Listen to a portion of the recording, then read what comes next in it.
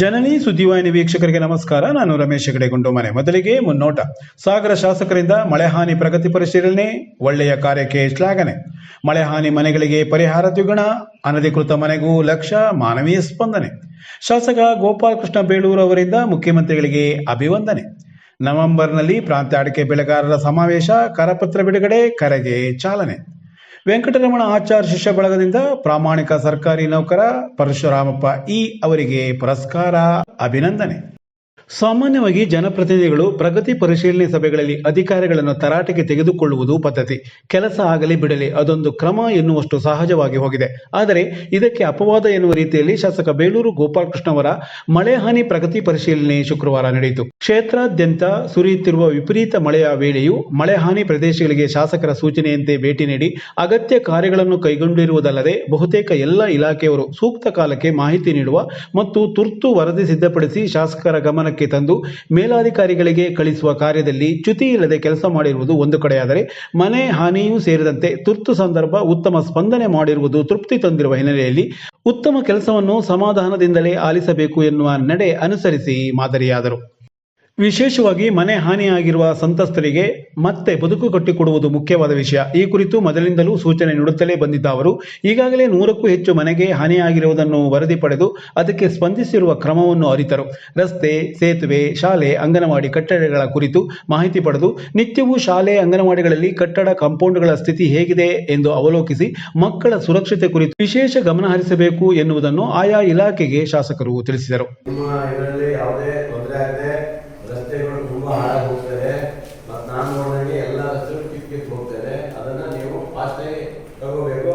ಇನ್ನು ಓಡಾಡಿ ಮತ್ತೆ ಎಲ್ಲೆಲ್ಲಿ ಹೋಗಿದ್ರೆ ರಿಪೋರ್ಟ್ ಹಾಕಿ ನೀವು ಇಮಿಡಿಯೇಟ್ಲಿ ನಮ್ಗೆ ಕೊಡಬೇಕು. ಫೋನದು ಜಿಲ್ಲಾ ಪಂಚಾಯತಿ ನಿಮ್ಮದು ಹೇಳಿ ಬೇಗ ರಿಪೋರ್ಟ್ ಹಾಕಲಿಕ್ಕೆ ಇವೆಲ್ಲ ಏನಿದೆ ಹಾಕಿದ್ದೀರಿ. ಮತ್ತು ರಸ್ತೆಗಳು ಸಂಪೂರ್ಣ ಹೋಗ್ಬಿಟ್ಟು ಕಿತ್ತು ಹೋಗ್ತಾ ಇದೆ. ರಸ್ತೆಗಳು ಈ ಜಲ ಬಂದು ಸಂಪೂರ್ಣ ಕಿತ್ತು ಹೋಗ್ತದೆ. ಜವಾಬ್ದಾರಿ ಹೊತ್ಕೊಂಡು ಎಲ್ಲರೂ ಮಾಹಿತಿಗಳನ್ನು ಪಂಚಾಯತಿಯ PDO ಮೂಲಕ ತಹಶೀಲ್ದಾರಿಗೆ ಕೊಡಬೇಕು, ಇಒಗೆ ಕೊಡಬೇಕು. ಪ್ರತಿ ಪಂಚಾಯತಿಯಲ್ಲಿ ಏನೇನು ಹಾಳಾಗಿದೆ ಎಲ್ಲ ರಿಪೋರ್ಟ್ಗಳನ್ನು ನೀವೆಲ್ಲರೂ ಕೊಡುವಂಥದ್ದು ದೃಷ್ಟಿಲಿ ಆಗಬೇಕು. ಅದಕ್ಕೆ ಮೀಟಿಂಗ್ ಕರೆದಿರೋದು. ಈಗ ಜಾಸ್ತಿ ಮಾಡೋರು ಹಾಳಾಗಿದ್ದು, ಆಫೀಸಿ ಲೀಕೇಜ್ ಆಗಿರೋದು, ಇವೆಲ್ಲವುಗಳನ್ನು ನಾವು ಮಾಡಿದ್ದೇವೆ. ಅದನ್ನು ನಾವು TPಗೆ ಮತ್ತು ನಮ್ಮ PRC ಅವರಿಗೆ ಮತ್ತು ಟೀಮ್ ಆಫೀಸ್ ನಾವು ಮಾಡ್ತೀವಿ.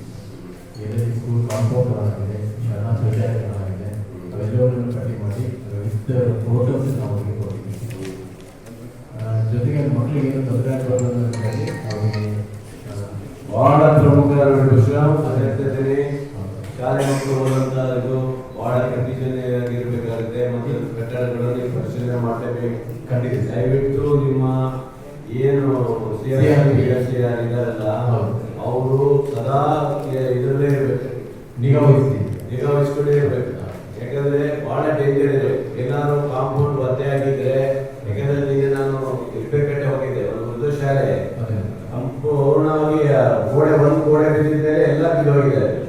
ಆದ್ರೆ ಮಕ್ಕಳು ಇಲ್ಲಿದ್ರೆ ಈ ಬರುವಲ್ಲಿ ಅಂದ್ರೆ ಮಕ್ಕಳು ಹೋದ ಮೇಲೆ ಆಗಿರೋದು, ರಾತ್ರಿ ಆಗಿರೋದು, ಬೆಳಿಗ್ಗೆ ಆಗಿದ್ರೆ ಮಕ್ಕಳ ಮೇಲೆ ಬಿಡ್ತಿದ್ದ ಗೋಡೆ ಅಲ್ಲ, ಅದು ನೋಡ್ಬೇಕಲ್ಲ. ಅದಕ್ಕೆ ಹೇಳೋದು ಅವರು ಹೆಚ್ಚು ಒತ್ತು ಕೊಟ್ಟು ಯಾವ ಭಾಗದಲ್ಲಿ ಏನೇನಾಗಿದೆ ಅಂತ ರಿಪೋರ್ಟ್ ಕೊಡ್ಬೇಕು.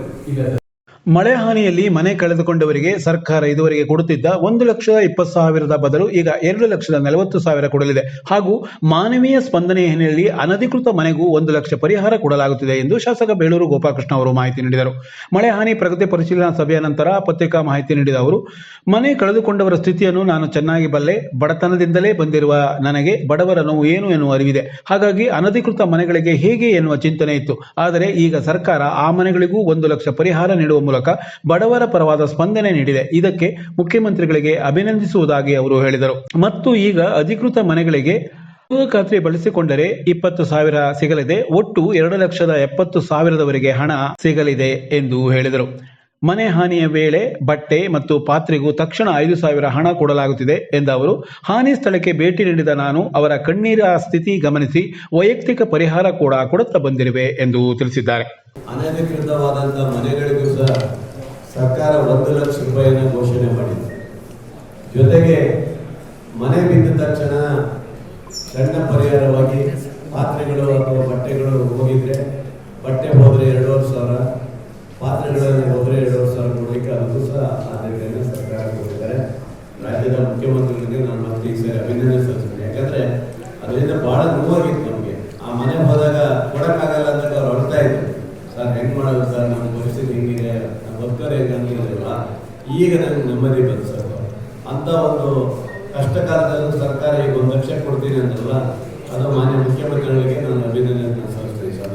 ಖುಷಿಯಾಗಿದೆ. ಮತ್ತು ಎರಡನೇದು, ಇವತ್ತಿನ ನಮ್ಮ ಪ್ರಗತಿ ಪರಿಶೀಲನೆ ಇದರಲ್ಲಿ ಈಗಾಗಲೇ ಎಲ್ಲರಿಗೂ ಇದು ಮಾಡೋದಂತೆ ಎಲ್ಲ ಭಾಗದ ಅಧಿಕಾರಿಗಳು ನಾವು ಹೇಳಿದಿಷ್ಟೇ, ಎಲ್ಲೆಲ್ಲಿ ಹಾನಿಯಾಗಿದೆ, ಎಲ್ಲೆಲ್ಲಿ ತೊಂದರೆ ಆಗಿದೆ ಅಷ್ಟು ಸಹ ಮಾಹಿತಿಗಳ ಮೂಲಕ ನಮ್ಗೆ ಕೊಡಬೇಕು.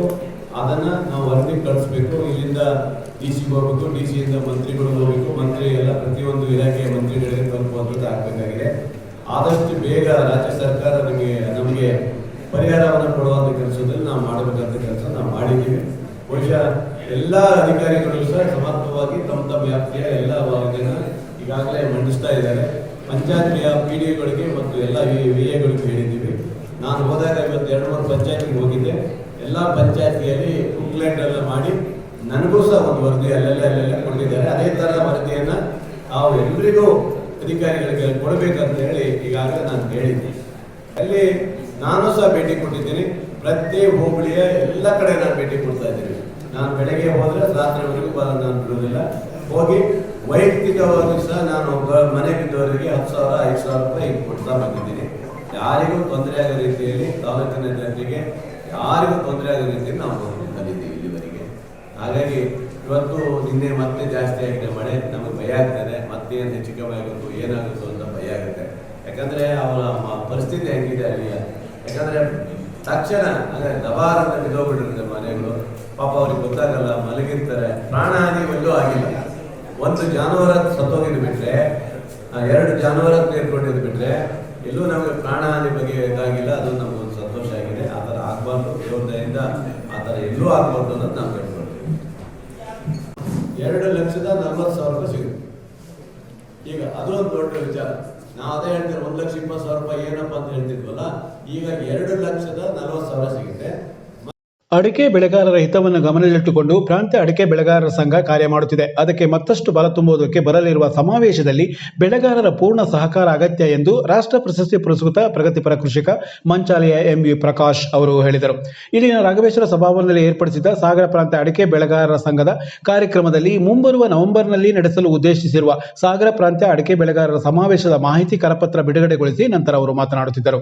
ಪ್ರಸ್ತುತ ಅಡಿಕೆ ಬೆಳೆಗಾರರ ಸಂಘ ಅಡಿಕೆ ಬೆಳೆಗಾರರ ಬೆನ್ನೆಲುಬಾಗಿ ನಿಂತಿದೆ. ಅವರ ಆತ್ಮಸ್ಥೈರ್ಯ ಹೆಚ್ಚಿಸಿ ನಮ್ಮ ಪರ ಇನ್ನಷ್ಟು ಕ್ರಿಯಾಶೀಲವಾಗಿ ಕೆಲಸ ಮಾಡುವಂತಾಗಲು ನಮ್ಮ ಬೆಂಬಲ ಕೊಡಬೇಕು.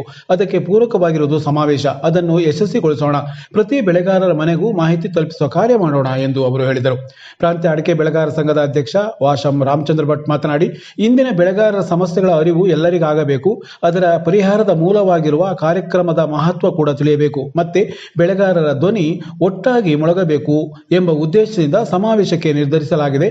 ಇದರಲ್ಲಿ ಪ್ರತಿಯೊಬ್ಬ ಬೆಳೆಗಾರನು ಕಾರ್ಯಕರ್ತನಂತೆ ದುಡಿದು ಯಶಸ್ವಿಗೊಳಿಸಬೇಕೆಂದು ಮತ್ತು ಸಮಾವೇಶದ ಗೌರವಾಧ್ಯಕ್ಷರಾಗಿ ಹಿರಿಯ ಸಹಕಾರಿ HS ಮಂಜಪ್ಪ ಹೊಸಬಾಳೆ, ಸಂಚಾಲಕರಾಗಿ UH ರಾಮಪ್ಪ ಅವರು ಕಾರ್ಯನಿರ್ವಹಿಸಿದ್ದಾರೆ ಎಂದು ತಿಳಿಸಿದರು.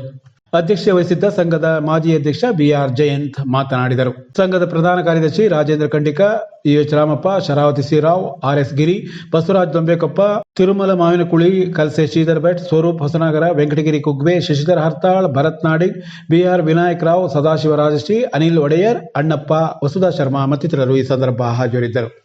ವೆಂಕಟರಮಣ ಆಚಾರ್ ಶಿಷ್ಯ ಬಳಗದಿಂದ ಪ್ರಾಮಾಣಿಕ ಸರ್ಕಾರಿ ಸೇವೆಗೆ ಪ್ರಶಸ್ತಿ ಪ್ರದಾನ ಕಾರ್ಯಕ್ರಮ ಆಗಸ್ಟ್ 4 ಬೆಳಗ್ಗೆ 10:30 ಇಲ್ಲಿನ ಶಾರದಾಂಬಾ ಸಭಾಂಗಣದಲ್ಲಿ ನಡೆಯಲಿದೆ. 2024-25 ಮೊದಲ ಸಾಲಿನ ಪ್ರಾಮಾಣಿಕ ಸೇವೆಯ ಪುರಸ್ಕಾರ ಇಲ್ಲಿನ ಕ್ಷೇತ್ರ ಶಿಕ್ಷಣಾಧಿಕಾರಿ ಪರಶುರಾಮಪ್ಪ ಅವರಿಗೆ ಪ್ರದಾನವಾಗಲಿದೆ. ನಮಸ್ಕಾರ.